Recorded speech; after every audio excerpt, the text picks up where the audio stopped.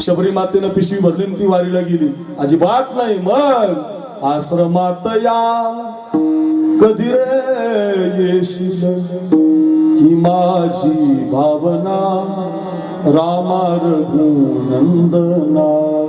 हे रामा जब मोरे राम जी का आवन होगा, शबरी के कुतिया का पावन होगा.